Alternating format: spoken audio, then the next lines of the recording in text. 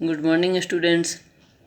आज हम BA first year का पेपर फर्स्ट समाजशास्त्र के सिद्धांत का अध्ययन कर रहे हैं, जिसके अंतर्गत आज हम परिस्थिति और भूमिका यानी स्टेटस एंड रोल का अध्ययन करेंगे। सबसे पहले हम जानने का प्रयास करेंगे कि परिस्थिति होती क्या है, उसका अर्थ, परिभाषा और विशेषताओं का, और परिस्थिति के प्रकारों का अध्ययन करेंगे। तत्पश्चात हम भूमिका का अर्थ, परिभाषा और विशेषता और परिस्थिति और भूमिका का संबंध का अध्ययन करेंगे। तो सबसे पहले हम जानने का प्रयास करते हैं कि परिस्थिति होती क्या है। इन परिस्थिति व्यक्ति की समूह या समाज में पद की सूचक होती है। यह पद व्यक्ति को समाज द्वारा स्वतः ही प्रदान किया जाता है, या व्यक्ति अपने गुणों और योग्यता के आधार पर प्राप्त कर सकता है, जिसे हम परिस्थिति कहते हैं। परिस्थिति की अवधारणा को समझने के लिए कुछ समाजशास्त्रियों ने इसकी परिभाषाओं का उल्लेख किया है, जो निम्न है। पहली है लिंटन। सामाजिक व्यवस्था के अंतर्गत किसी व्यक्ति को एक समय विशेष में जो स्थान प्राप्त होता है, उसी को उस व्यक्ति की सामाजिक परिस्थिति कहा जाता है। इसके बाद एक समाजशास्त्री हैं इलियट और मेरिल। उन्होंने बताया है कि परिस्थिति व्यक्ति का वह पद है जिसे व्यक्ति किसी समूह में अपने लिंग, आयु, परिवार, वर्ग, व्यवसाय, विवाह या प्रयत्नों आदि के कारण प्राप्त करता है। इसके बाद एक समाजशास्त्री हैं बी रस्टीड। उन्होंने बताया है कि सामान्यतः एक परिस्थिति समाज या एक समूह में एक पद है। ऐसे ही एक समाजशास्त्री हैं ऑगबर्न तथा निमकॉफ। उनके अनुसार परिस्थिति की सबसे सरल परिभाषा यह है कि यह समूह में व्यक्ति के पद का प्रतिनिधित्व करती है। इस प्रकार अनेक समाजशास्त्रियों ने अपने अपने अनुसार परिस्थिति की परिभाषा बताने का प्रयास किया है। तो इन सभी परिभाषाओं के आधार पर परिस्थिति की कुछ विशेषताएं निम्न हैं। पहली है, प्रत्येक समाज में एक परिस्थिति और उससे संबंधित भूमिका का निर्धारण उस समाज के सांस्कृतिक कारकों एवं मूल्यों द्वारा होता है। दूसरा है, परिस्थिति की अवधारणा को दूसरे व्यक्तियों के संदर्भ में ही समझा जा सकता है। एक व्यक्ति की परिस्थिति का संबंध अन्य व्यक्तियों की परिस्थितियों से होता है, जो उनसे भी प्रभावित होते हैं। उदाहरण के लिए, एक प्राचार्य की परिस्थिति को प्राध्यापकों एवं छात्रों की परिस्थितियों के संदर्भ में ही समझा जा सकता है। तीसरा विशेषता है कि एक ही परिस्थिति का निर्वाह पृथक पृथक व्यक्तियों द्वारा अपने अपने ढंग से किया जाता है। यानी प्रधानमंत्री के रूप में पंडित जवाहरलाल नेहरू, लाल बहादुर शास्त्री एवं मोरारजी द्वारा समान ढंग से भूमिकाओं का निर्वाह नहीं किया गया। चौथी विशेषता है, प्रत्येक परिस्थिति व्यक्ति के संपूर्ण सामाजिक पद का केवल एक ही भाग होती है। व्यक्ति समाज में एक साथ अनेक परिस्थितियां प्राप्त करता है। जैसे एक ही व्यक्ति डॉक्टर, पिता, पति, पुत्र के रूप में विभिन्न परिस्थितियां धारण करता है और उनका निर्वाह अवसर आने पर उन्हीं के अनुरूप करता है। पांचवी विशेषता है, प्रत्येक परिस्थिति के साथ एक विशेष मूल्य और प्रतिष्ठा जुड़ी होती है, जो संस्कृति द्वारा निर्धारित होती है। जैसे पश्चिमी देशों में भारत की अपेक्षा स्त्री की प्रतिष्ठा ऊंची है। नेक्स्ट विशेषता है छठवीं, कि परिस्थिति के आधार पर संपूर्ण समाज विभिन्न परिस्थिति और समूह में बटा होता है। इन परिस्थिति समूहों के आधार पर हम किसी समाज की विशेषताओं को ज्ञात कर सकते हैं। सातवीं विशेषता है, समाज में उच्च एवं निम्न परिस्थितियों के कारण ही सामाजिक संस्तरण और विभेदीकरण पैदा होता है, जो उदग्र यानी वर्टिकल या क्षैतिज यानी हॉरिजॉन्टल के रूप में हो सकता है। नेक्स्ट यानी आठवीं विशेषता है कि एक व्यक्ति एक ही समय में कई परिस्थितियों को धारण करता है, किंतु वह सभी का निर्वाह समान योग्यता और कुशलता के साथ नहीं कर पाता। एक व्यक्ति अच्छा खिलाड़ी हो सकता है, किंतु वह असफल व्यापारी और लापरवाह पति भी हो सकता है।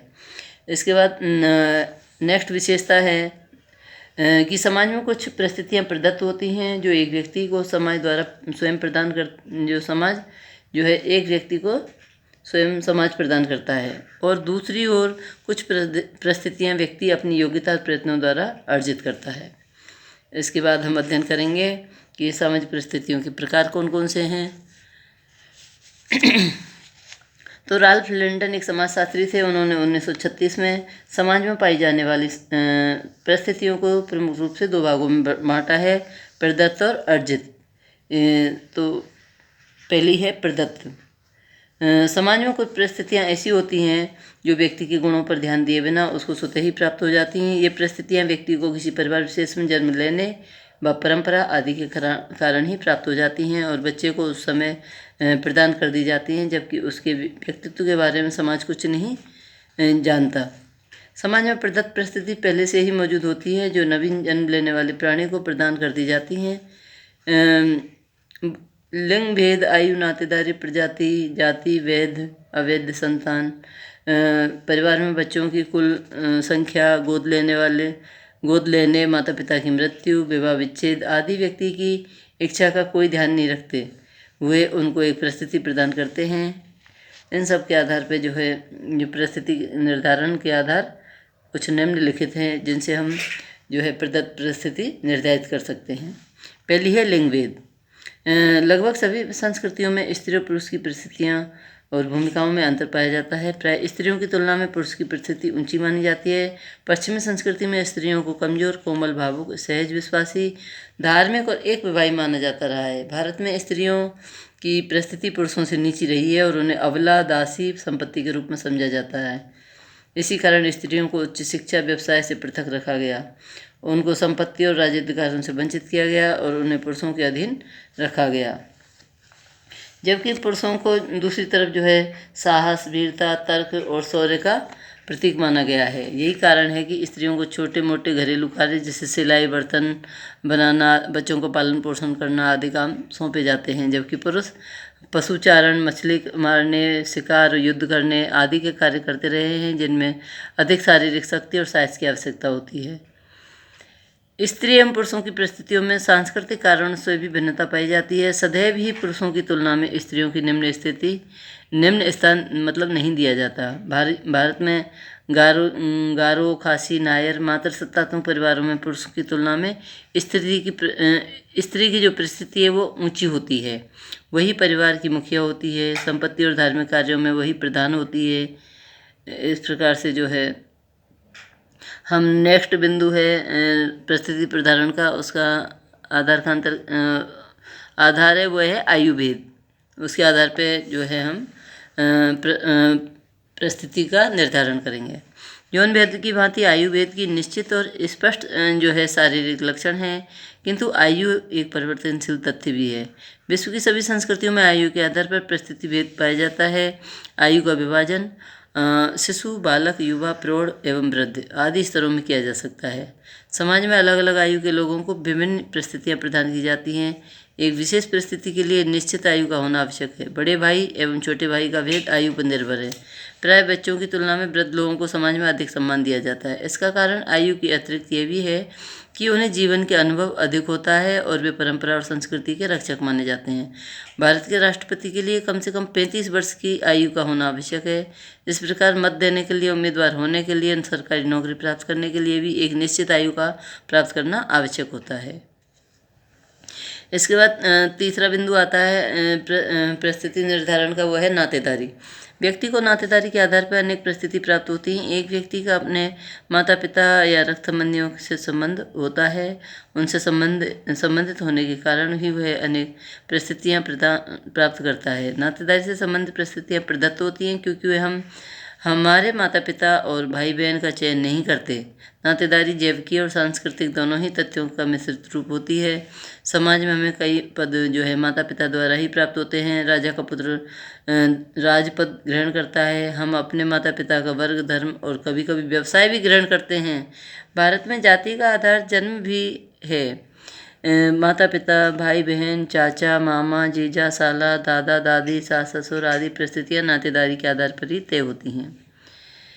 इसके बाद चौथा आधार है जन्म। व्यक्ति का जन्म किसी परिवार, जाति, प्रजाति में हुआ है। इस आधार पर परिस्थिति का निर्धारण होता है। शाही घराने और उच्च जाति में जन्म लेने वाले की सामाजिक परिस्थिति निम्न परिवारों की एवं अस्पृश्य जातियों के लोगों की तुलना में साधारणतः ऊंची रही है। पांचवा निर्धारण का आधार है शारीरिक विशेषताएं, यानी कई परिस्थितियां व्यक्ति को उसकी शारीरिक विशेषताओं के आधार पर प्रदान की जाती हैं। काले और कुरूप लोगों की तुलना में सुंदर और निर्बल की तुलना में शक्तिशाली और बीमार और लूले लंगड़े अपंग व्यक्ति की तुलना में स्वस्थ और सक्षम व्यक्ति की सामाजिक परिस्थिति ऊंची होती है। छठवां आधार है परिस्थिति निर्धारण का, वो है जाति एवं प्रजाति। भारत में जाति व्यक्ति की परिस्थिति निर्धारण का प्रमुख आधार है। ऊंची जातियों में जैसे ब्राह्मण है, क्षत्रिय है, वैश्य है, इनमें जन्म लेने वाले जो व्यक्ति हैं उनकी परिस्थिति शूद्र अछूत जातियों में जन्म लेने वाले से ऊंची समझी जाती है। इसी प्रकार काली एवं पीली प्रजाति की तुलना में गोरी प्रजाति के लोगों की सामाजिक परिस्थिति ऊंची मानी जाती रही है। अमेरिका में तो काली प्रजाति के लोगों को अनेक सामाजिक और राजनीतिक अधिकारों से वंचित भी रखा गया है। अमेरिका में कोई भी नीग्रो अमेरिका का राष्ट्रपति नहीं बन सकता। इस प्रकार जो है जाति और प्रजाति के आधार पर भी परिस्थिति का निर्धारण होता है। अब प्रदत्त परिस्थिति के बाद आता है अर्जित परिस्थिति। दूसरी ओर समाज में कुछ परिस्थितियाँ ऐसी होती हैं जिन्हें व्यक्ति अपने गुण योग्यता के आधार पर प्राप्त करता है। ये अर्जित परिस्थितियाँ कहलाती हैं। अर्जित परिस्थिति के निर्धारण के आधार निम्नलिखित हैं, जिनमें पहला है संपत्ति, दूसरा व्यवसाय, तीसरा शिक्षा, चौथा है राजनीतिक सत्ता, पाँचवा है विवाह और छठवां है उपलब्धियाँ। इस प्रकार हम देखते हैं कि समाज में किसी भी व्यक्ति के निर्धारण में अनेक कारकों का हाथ होता है। प्रदत्त परिस्थिति के निर्धारण के लिए उपयुक्त कारकों में से लिंग भेद, नातेदारी, जन्म, शारीरिक विशेषताएं, जाति, प्रजाति उत्तरदायी हैं। अर्जित परिस्थिति के निर्धारण में संपत्ति, व्यवसाय, शिक्षा, राजनीतिक सत्ता, विवाह, उपलब्धियों का विशेष महत्व होता है। यानी व्यक्ति इनको अपने प्रयासों से अर्जित करता है। उसको ये सब जो है जन्म की भांति, जाति की भांति यानी जन्मजात प्रदत्त नहीं होती। इनको उस मेहनत और जो है प्रयासों से समाज में रह के उपलब्ध करता है, इसलिए इनको अर्जित परिस्थिति माना गया है। अब हम आते हैं प्रदत्त और अर्जित जो दोनों परिस्थितियां हैं उन दोनों में अंतर क्या है, किस प्रकार हम दोनों में अंतर कर सकते हैं। इन दोनों को समझने के लिए हम यहाँ अंतर का उल्लेख करेंगे जो निम्न है। पहला है प्रदत्त परिस्थिति समाज स्वयं व्यक्ति को प्रदान करता है, जबकि अर्जित परिस्थिति व्यक्ति अपनी योग्यता, कुशलता और प्रयत्न और प्रतिस्पर्धा के आधार पर प्राप्त करता है। दूसरा है प्रदत्त परिस्थिति का स्रोत समाज की प्रथाएं, परंपराएं और संस्कृति आदि होती हैं, जबकि अर्जित परिस्थिति का स्रोत स्वयं व्यक्ति और उसके गुण होते हैं। प्रदत्त परिस्थिति का निर्धारण जन्म, लिंग, आयु, जाति, प्रजाति, नातेदारी, परिवार आदि के आधार पर होता है, जबकि अर्जित परिस्थिति का निर्धारण शिक्षा, आय, संपत्ति, व्यवसाय, व्यक्तिगत योग्यता, कुशलता, राजनीतिक अधिकार, कलात्मक गुण, आविष्कार की क्षमता आदि के आधार पर होता है। नेक्स्ट बिंदु है जो दोनों में अंतर करता है कि प्रदत्त परिस्थिति के आधार अपेक्षाकृत स्थायी हैं, उनमें परिवर्तन नहीं यानी बहुत कम होते हैं, इसलिए उनके आधार पर प्राप्त परिस्थितियां भी अपेक्षाकृत स्थायी होती हैं। जबकि अर्जित परिस्थितियों के आधारों के परिवर्तनशील होने से अर्जित परिस्थितियां भी बदलती रहती हैं। प्रदत्त परिस्थितियां अनिश्चित होती हैं और उनका अधिकार क्षेत्र अधिक स्पष्ट नहीं होता। जैसे उदाहरण के लिए पिता के अधिकारों की सीमा निर्धारित नहीं है, त्वचा की सुंदरता को अंशों में मापा नहीं जा सकता, नातेदारी से प्राप्त अधिकार एकदम स्पष्ट नहीं है, जबकि अर्जित परिस्थिति जो अर्जित पद है अधिक निश्चित और स्पष्ट होते हैं। एक जज, प्राचार्य, राष्ट्रपति के क्या अधिकार हैं ये कानून और संविधान द्वारा स्पष्ट है।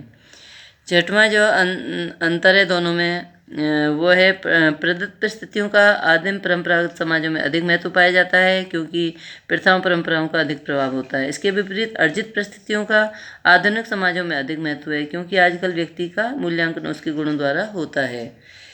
सातवां प्रमुख अंतर है दोनों में वो है कि प्रदत्त परिस्थिति उससे संबंधित भूमिकाओं में सामंजस्य होना आवश्यक नहीं है, जबकि अर्जित परिस्थितियों में अधिकांशतः दोनों में सामंजस्य पाया जाता है। उदाहरण के लिए जैसे एक व्यक्ति पिता होने पर भी अपने बच्चे के पालन पोषण पर समुचित ध्यान नहीं दे, किंतु ऐसा नहीं होता प्रशिक्षण प्राप्त डॉक्टर चिकित्सा कार्य का, एक इंजीनियर सड़क या पुल निर्माण का कार्य नहीं कर सके। इस प्रकार दोनों में प्रदत्त और अर्जित परिस्थिति में अंतर स्पष्ट हो गया है। फिर भी अगर किसी बच्चे को समझ में ना आए तो आप लोग पुनः इस बारे में पूछ सकते हैं। इसके बाद हम अध्ययन करेंगे कि प्रदत्त और अर्जित परिस्थितियों में दोनों में संबंध क्या है। सैद्धांतिक रूप से प्रदत्त और अर्जित परिस्थितियाँ दोनों एक दूसरे की विरुद्ध प्रतीत होती हैं, किंतु कार्यात्मक रूप में ये दोनों एक दूसरे की पूरक हैं। इसी कारण प्रत्येक समाज में दोनों ही प्रकार की परिस्थितियाँ पाई जाती हैं। प्रदत्त परिस्थितियों के जीवन में पहला स्थान है, क्योंकि इनके द्वारा सांस्कृतिक विरासत एक पीढ़ी से दूसरी पीढ़ी को हस्तांतरित होती है। ये एक ही व्यक्ति के सामान्य लक्ष्य को तय करती हैं। इनके द्वारा ही उन व्यक्तियों का निर्धारण होता है जो किसी पद पर कार्य करेंगे। प्रदत्त परिस्थिति के आधार पर एक ही व्यक्ति का लिंग, आयु, संबंध, वर्ग, धर्म, क्षेत्र, समुदाय और उसके माता पिता का समुदाय जान लेने के बाद हम ये अच्छी प्रकार जान सकते हैं कि उसका समाजीकरण और जीवन किस प्रकार का होगा।